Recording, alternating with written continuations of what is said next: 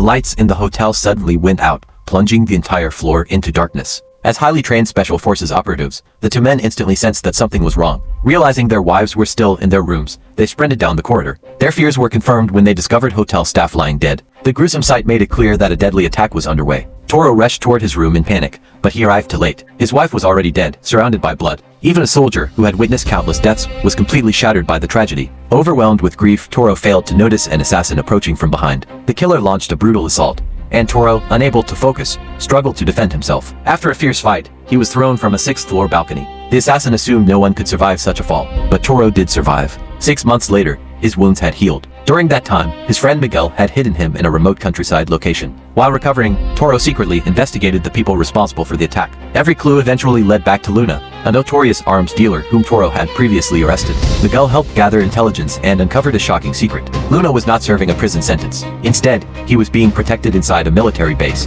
The discovery suggested that powerful military officials were working with him. Yet attacking a military installation seemed impossible, leaving Toro uncertain whether he would ever avenge his wife. Then an unexpected opportunity appeared. Before leaving, Miguel had given Toro some money to cover basic living expenses. Instead of using it wisely, Toro spent every cent on lottery tickets. What seemed like a reckless decision soon changed everything.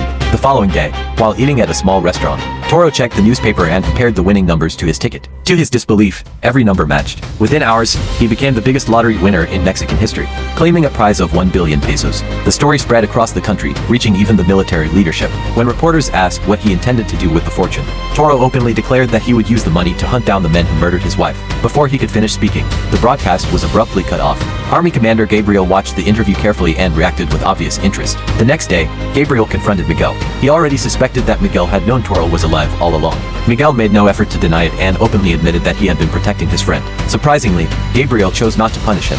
Instead, he simply warned Miguel to be more cautious in the future. Soon afterward, Toro met with Miguel and invited him to join a mission for revenge. With 1 billion pesos at his disposal, they could buy weapons, equipment, and even bribe insiders at the military base. Miguel refused. He had a family to protect and did not want to put them at risk. Toro understood his decision better than anyone. Left with no alternative, Toro contacted 2 of his most trusted former subordinates. He met them at a hotel and placed stacks of cash on the table as payment for their help.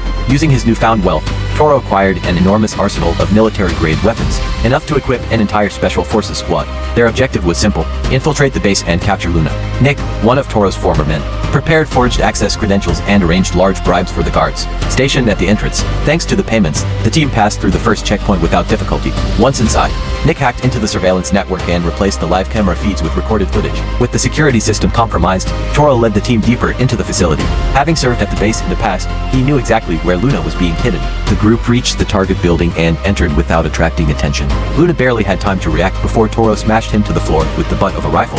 Everything seemed to be going according to plan. Then a patrol officer noticed signs that something was wrong. Sensing trouble, he immediately dispatched soldiers to summon reinforcements before leading a group of men toward Luna's room to investigate.